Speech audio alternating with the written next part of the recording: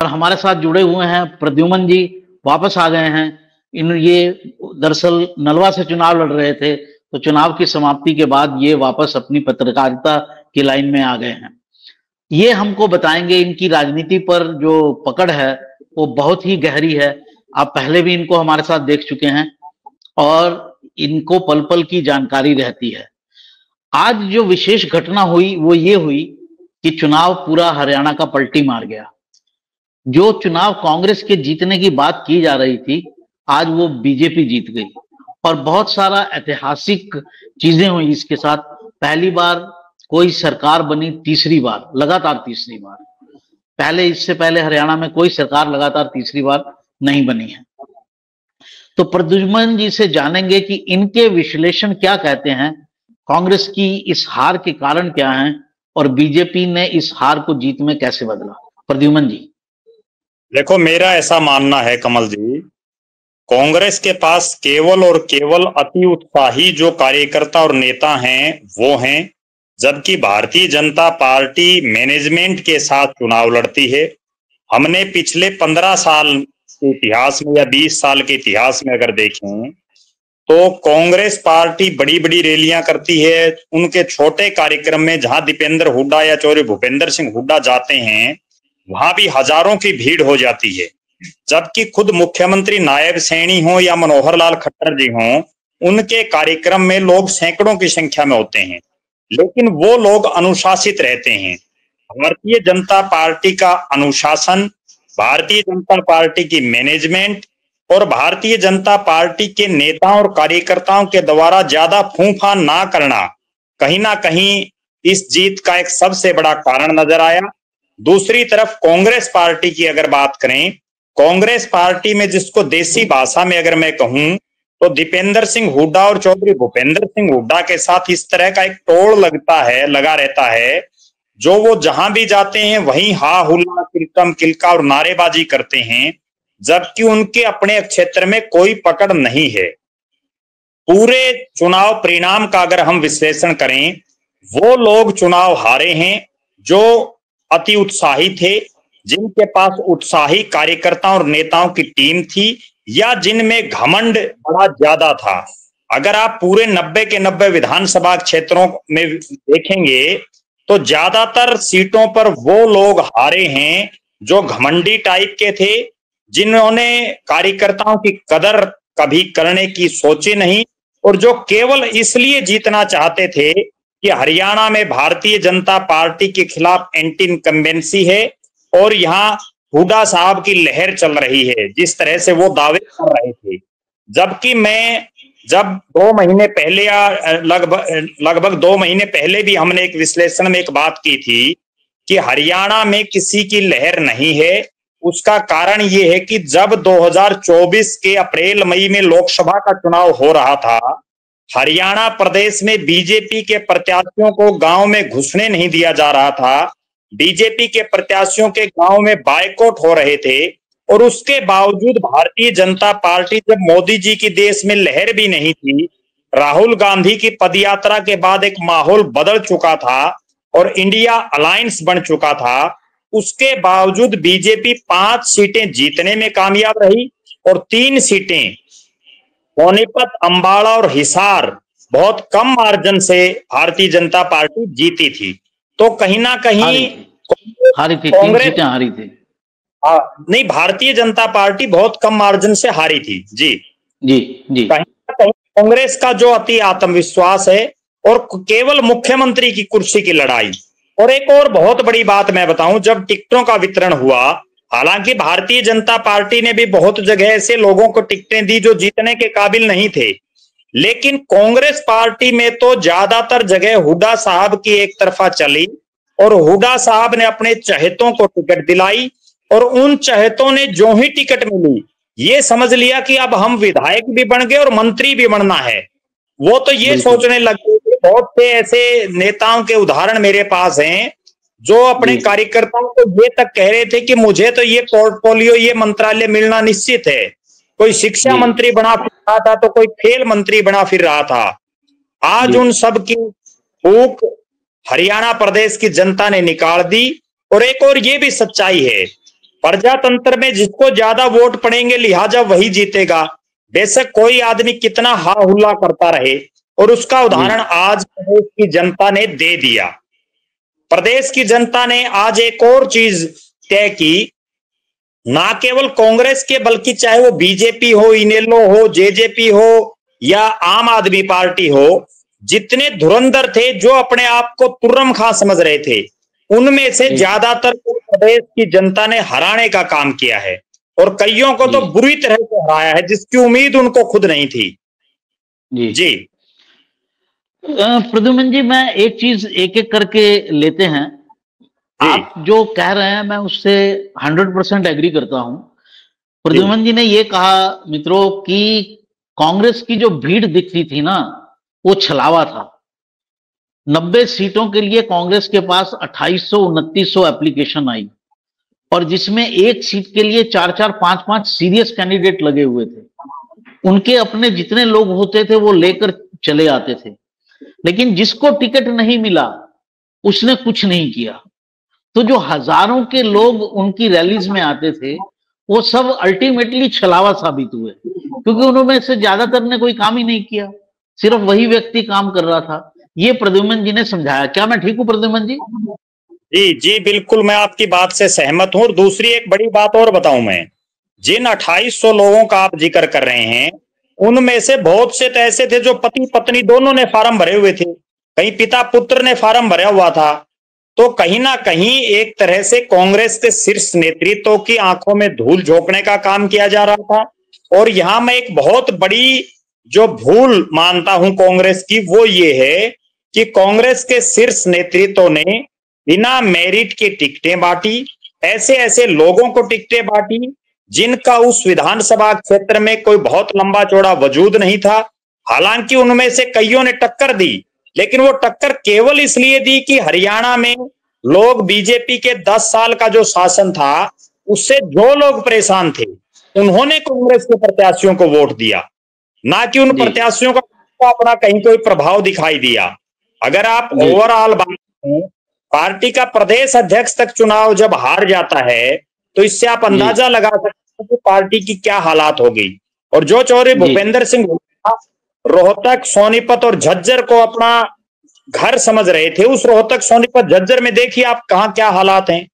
बहादुरगढ़ की सीट जिसको दीपेंद्र सिंह हुड्डा अपनी प्रतिष्ठा से जोड़े हुए थे, उस बहादुरगढ़ की सीट की बात देखिए आप कांग्रेस के प्रत्याशी की। जी जी प्रद्युमन जी, एक चीज मैं ये पूछना चाहूंगा और मेरा ये मानना है कि भूपेंद्र सिंह हुड्डा जो हैं वो अब कांग्रेस पर लायबिलिटी हो गए जी, और उनके उसके कई कारण हैं। एक तो जब भूपेंद्र सिंह हुड्डा रहते हैं, एक तो वो अपनी मर्जी करते हैं, मर्जी चलाते हैं या पार्टी तोड़ने की धमकी देते हैं, तो इसमें आला कमान फंस जाता है, पहली बात। दूसरी बात, अगर भूपेंद्र सिंह हुड्डा रहते हैं तो उनका फोकस एक ही समुदाय पर रहता है। जब से भूपेंद्र सिंह हुड्डा के हाथ में कमान आई है, कांग्रेस जो है वो मुख्यतः जाट आधारित पार्टी हो गई है, जबकि उससे पहले ऐसा नहीं था, सभी समुदायों का वोट मिलता था। इसमें क्या है, ये एक स्ट्रेंथ है लेकिन एक लायबिलिटी भी है कि आप उससे आगे बढ़ नहीं सकते। जब उनका नाम आता है तो दूसरा वर्ग इकट्ठा होना शुरू हो जाता है। इस बार का चुनाव तो इस चीज का पक्का प्रमाण है कि अगर आप उनको आगे करोगे तो दूसरा जो वोट है जो उनके समुदाय से नहीं है वो इकट्ठा होकर कांग्रेस को हराने में जुट जाता है। देखो, आप जो बात कह रहे हो मैं उससे भी बड़ी एक बात और बताऊं। जब हम ये समझते हैं कि चौधरी भूपेंद्र सिंह हुड्डा के साथ जाट समुदाय का वोट है, हरियाणा में जो जाट डोमिनेटेड जिन सीटों को माना जाता है और जिनमें सबसे ज्यादा जाट हैं, उनमें बाडड़ा और उचाना 2 सीटें ऐसी हैं जिनको सबसे ज्यादा जाट बाहुल्य सीटें माना जाता है। और आज आप दोनों सीटों का परिणाम देख लीजिए। बारडा में तो चौधरी भूपेंद्र सिंह हुड्डा ने अपनी मनमर्जी चलाते हुए गागड़वास जो लोहारू में है वहां से सोमवीर सांगवान को टिकट दिया, जो चौधरी बंसीलाल जी के दामाद हैं। और चौधरी बंसीलाल और चौधरी भूपेंद्र सिंह हुड्डा का परिवार मिलकर के जो परिणाम उन्होंने उसके लिए कैंपेन किया, और आज आप परिणाम देख लीजिए। वहां कहीं ना कहीं जिस जाट डोमिनेटेड हम ये समझते हैं कि उन क्षेत्रों में हुड्डा साहब का प्रभाव है, वहां भी इस चुनाव ने तय कर दिया। बहादुरगढ़ की सीट है वहां भी जाट मतदाता बहुत ज्यादा हैं। आज आप परिणाम देख लीजिए, सोनीपत जिले के आप परिणाम देख लीजिए, आप जो है जितनी जाट बाहुल्य सीटें हैं, चाहे वो नलवा विधानसभा क्षेत्र है जहां जाट बाहुल्य, नलवा विधानसभा एक ऐसी सीट है जहां खुद चौधरी भूपेंद्र सिंह हुड्डा भी आए और दीपेंद्र सिंह हुड्डा भी आए, अपनी प्रतिष्ठा से उन्होंने जोड़े रखा उस सीट को, और उसके बावजूद बुरी तरह से उनका प्रत्याशी चुनाव हार गया।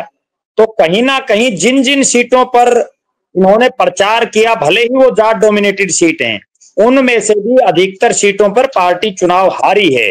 बड़े बड़े जो धुरंधर थे वो चुनाव हारे हैं। और मुझे ये कहने में भी कोई संकोच नहीं है कि जहां जहां कांग्रेस जीती है वहां भी कांग्रेस केवल इसलिए जीती है कि वहां भारतीय जनता पार्टी के जो प्रत्याशी थे वो या तो मजबूत चेहरे नहीं थे या दूसरा उनका विरोध था। वहां भी लोग हो सकता है कांग्रेस को पटकनी दे देते। जी जी। आप एक चीज और देखिए कि जहां जहां राहुल गांधी गए, जिन 4 सीटों पर उन्होंने जी, मैं 1 मिनट आपको और रोकना चाहता हूं। मैं एक बड़ी बात और कहना चाहता हूं, एक गंभीर बात कहना चाहता हूं। जो जाट समुदाय ये समझता है कि चौधरी भूपेंद्र सिंह हुड्डा ही उनके सर्वे सर्वा हैं, आप 10 साल का चौधरी भूपेंद्र सिंह हुड्डा का कार्यकाल उठा करके देखिए। उन 10 साल में उन्होंने कितने कैबिनेट मंत्री जाट समुदाय के बनाए, उन्होंने कितने चेयरमैन जाट समुदाय के बनाए, कांग्रेस पार्टी ने कितने जाट चेहरों को टिकटें दी। अगर आप इसका ओवरऑल कंक्लूजन निकालेंगे तो आपको ये अंदाजा हो जाएगा कि जाट समाज के चौधरी भूपेंद्र सिंह हुड्डा कितने बड़े हितैषी हैं। वो तो उस किसी नेता को इस समुदाय में से उठने नहीं देना चाहते हैं। जो छोटे कद के होंगे उनको कुछ दे देंगे, जिसका कद भी थोड़ा बड़ा होने लगेगा उसको काट दिया जाएगा। बिल्कुल। क्या कहना है आपका? नहीं, मैं आपकी बात से सहमत हूं।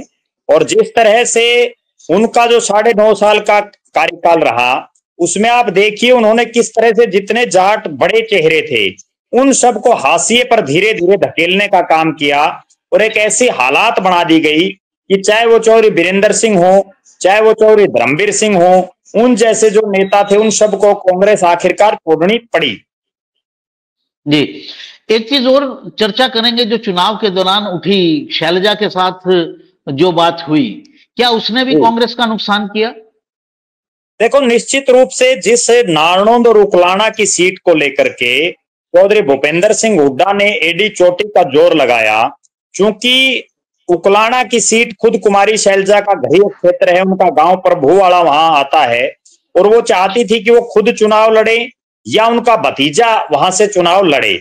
वहीं नारनौंद में जो उनके खासम खास है और कई बार के मंत्री रहे चौधरी वीरेंद्र सिंह नारनौंदिया के बेटे डॉक्टर अजय चौधरी के लिए उन्होंने बाकायदा टिकट की घोषणा तक कर दी थी एक रैली में, और उसके बावजूद इन 2 सीटों के लिए चौधरी भूपेंद्र सिंह हुड्डा ने, दीपेंद्र सिंह हुड्डा ने एडी चोटी का जोर लगाया, और उसका परिणाम ये रहा कि कुमारी शैलजा प्रचार से लगभग दूर रही, और आखिर के भी 3-4 दिन में वो अनमने से मन से आई, और उन्होंने अधिकतर उन्हीं सीटों पर चुनाव प्रचार किया जहां उनके नजदीकी या अंबाड़ा और सिरसा पार्लियामेंट से में ही वो ज्यादातर सीमित रही। तो कहीं ना कहीं भूपेंद्र सिंह हुड्डा के परिवार को और चौधरी भूपेंद्र सिंह हुड्डा के खेमे को एक छत्र तवज्जो देना कांग्रेस पार्टी को हरियाणा प्रदेश में भारी पड़ा, और उसी का ये नतीजा रहा कि अब जो है कांग्रेस को सत्ता से दूर हुए 15 साल हरियाणा में हो जाएंगे। जी, राहुल गांधी भी हरियाणा में आए और 4 जगह उन्होंने मुख्यतः रैली की, बाकी जगह थोड़ी सी रोड शो भी किए। असंध में, करनाल में, बरवाला में और हिसार में 4 सीटों पर कांग्रेस हार गई। इसके बारे में क्या कहेंगे? देखो, राहुल गांधी का मेरा ऐसा मानना है निजी तौर से कि राहुल गांधी का अपना खुद का कोई हरियाणा प्रदेश में बहुत बड़ा जादू नहीं है। और राहुल गांधी ठीक है, उन्होंने पदयात्रा की, उस जो भारत जोड़ो यात्रा निकाली, उसके बाद देश में वो एक चेहरा बन गए, लेकिन उनके साथ सबसे बड़ी समस्या क्या है कि वो 24 घंटे 365 दिन के पॉलिटिशियन नहीं है। वो बीच बीच में गैप लेते रहते हैं, और वो जो ब्रेक लेते हैं उस ब्रेक से उनका जो एक लोगों में जो उनकी एक भावना है समझने की, वो कहीं ना कहीं दूसरे टाइप की हो जाती है। जहां जहां उन्होंने रैलियां की, आपने जैसा बताया, वहां वहां कांग्रेस के प्रत्याशी हारे और कई जगह तो बुरी तरह से हारे। मेरा ऐसा मानना है कि राहुल गांधी का कोई करिश्मा हरियाणा प्रदेश में नहीं चला, और ना केवल राहुल गांधी का, बल्कि जहां जहां चौधरी भूपेंद्र सिंह हुड्डा हो, दीपेंद्र सिंह हुड्डा हो, या जितने बड़े चेहरे हैं, उन्होंने अपने कार्यक्रम किए, उनमें ज्यादातर सीटों पर कांग्रेस हारी है। जी, आपको लगता है कि कांग्रेस प्रदेश नेतृत्व को लेकर कोई पुनर्विचार करेगी अपनी स्ट्रेटजीज में? देखो, निश्चित रूप से अगर कांग्रेस पार्टी को हरियाणा प्रदेश में जिंदा रहना है राजनीतिक रूप से कांग्रेस पार्टी को हरियाणा प्रदेश में कुछ ना कुछ करना है, क्योंकि हरियाणा दिल्ली को 3 तरफ से घेरे हुए है, और दिल्ली चूंकि देश की राजधानी है, तो हरियाणा में कांग्रेस जब तक स्ट्रांग नहीं होगी तब तक केंद्र में भी उसके लिए बहुत ज्यादा जो है कर गुजरने के लिए नहीं बचेगा। हरियाणा प्रदेश में उसको तुरंत प्रभाव से अपनी स्ट्रेटेजी में परिवर्तन करना चाहिए, और जो चले हुए नेता हैं या जो नेता ये चाहते हैं कि हम ही सब कुछ हैं, उन सब को दरकिनार करते हुए नए चेहरों को आगे लाते हुए जो है नए चेहरों को आगे लाना होगा, तभी कांग्रेस पार्टी हरियाणा प्रदेश में सर्वाइव कर पाएगी। वरना जिस तरह से हरियाणा प्रदेश में इंडियन नेशनल लोकदल का एक समय सिक्का चलता था, और आज देखिए इंडियन नेशनल लोकदल के सबसे बड़े जो नेता हैं वो चुनाव हार गए, उसी तरह से ये हालात कांग्रेस पार्टी में भी धीरे धीरे बनेगी। भले ही चौधरी भूपेंद्र सिंह हुड्डा खुद एक तरफा चुनाव जीत गए हों, लेकिन असली नेता वही होता है जो अपने साथ लगती सीटों पर या अपने आसपास या जिन सीटों पर उसका प्रभाव हो वहां वो जिता सके। कांग्रेस पार्टी को तुरंत प्रभाव से, और मेरा तो ऐसा मानना है निजी तौर पर कि चौधरी भूपेंद्र सिंह हुड्डा, क्योंकि अब नई विधानसभा बनी है, लिहाजा उनका तो जो नेता प्रतिपक्ष एक तरह से चला गया है, अब दोबारा कौन नेता प्रतिपक्ष होगा, और चौधरी उदय भान जी को तुरंत प्रभाव से इस्तीफा दे देना चाहिए। जी, तो साथियों, इस चुनाव के बाद से हरियाणा में नए किस्म की राजनीति की शुरुआत होगी, कम से कम कांग्रेस में। कांग्रेस को नई लीडरशिप की बेहद जरूरत है।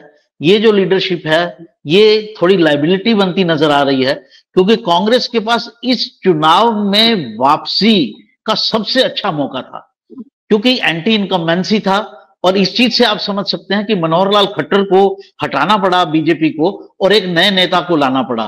तो कहीं ना कहीं बीजेपी के अंदर भी इस चीज का आभास था कि जो पुरानी लीडरशिप है उसको चेंज करके लाना पड़ेगा, तभी जीतने के चांसेस बनेंगे। उन्होंने वो रिस्क लिया और उसमें वो कामयाब भी हुए।